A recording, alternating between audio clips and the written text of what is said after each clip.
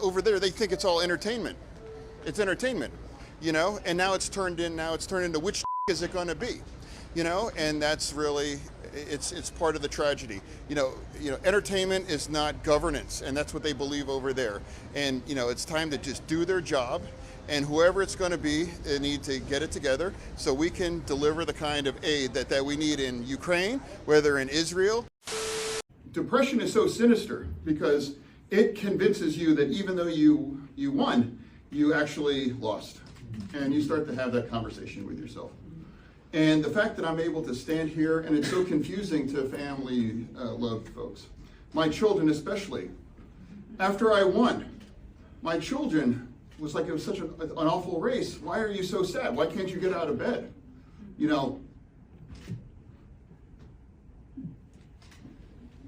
Aren't we enough of a reason to be happy? They didn't understand. And it really got darker and darker. But anyway, I was able to get help. And I have a duty and a privilege to have this conversation to anyone who wants to listen to it. And that's why I'm proud to be a part of this. And I'm grateful for it. Senator Fetterman. Hi, thank you, everybody. Hi. I just wanted to open with any of you about the question. Do you believe that there is a homeless issue in rural county across America or Pennsylvania? Yes, it's hidden though. In northern areas, very much so. There are a lot of people who couch surf, if you will, and they don't appear to be homeless because they have a place to live for the night. But it's very precarious, and they could be out on the streets any day. Anyone else agree?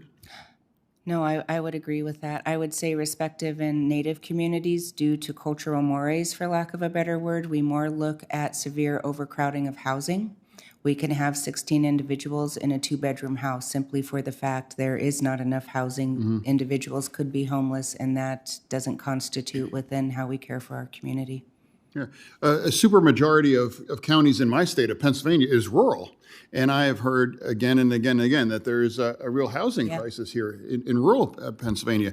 And I've always kind of thought about the problem and just what are the different kinds of options, right now as well, too. And I wanted to bring to you this idea of manufactured housing units, i.e., mobile homes.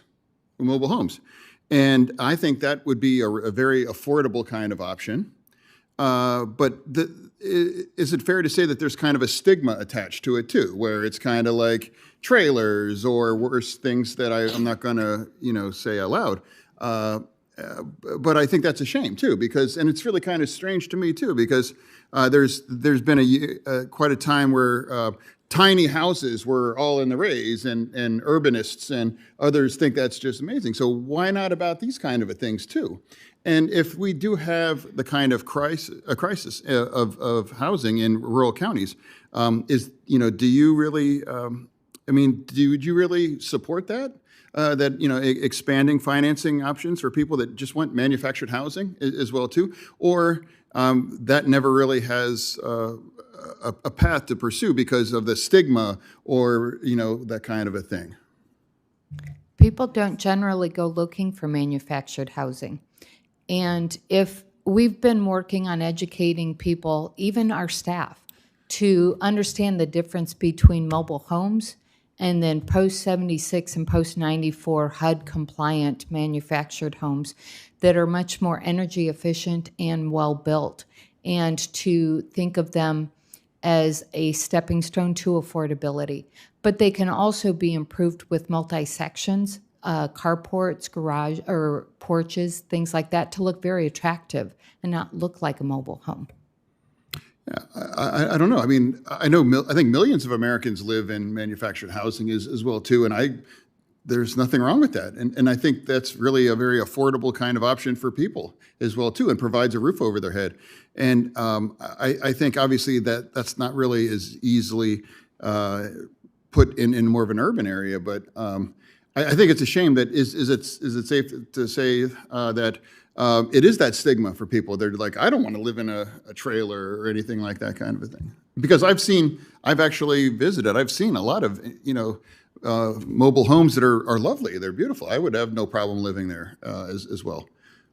Putting them into a co-op, a resident-owned community model, eases that stigma, increases the community spirit and desire to be a part of it when they've got ownership in the land on which their houses are located. And it helps them all become much more of a neighborhood rather than just living in something next to each other.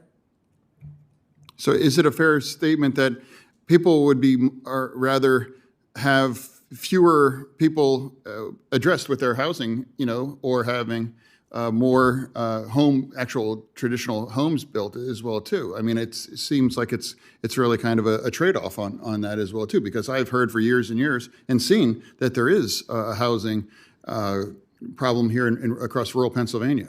So thank you. Our community land trusts in Pennsylvania are doing amazing work to create long-term affordable housing options. But community land trusts struggle to find funding that moves quickly enough, so they lose out to private equity and market rate buyers. Have you seen these issues? Yes, not just with land trusts, but with all CDFIs and nonprofits who would be buying those homes to rent affordably, and more so to maintain them, to keep the homes at a safe and desirable and quality status, so that the kids growing up there don't have to worry about a hole in their ceiling or leaking on their bed and things like that.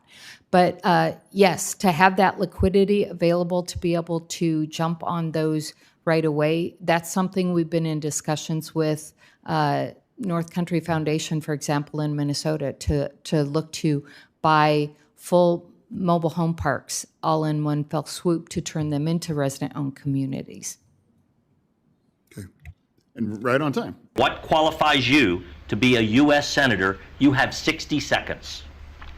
Hi, good night, everybody.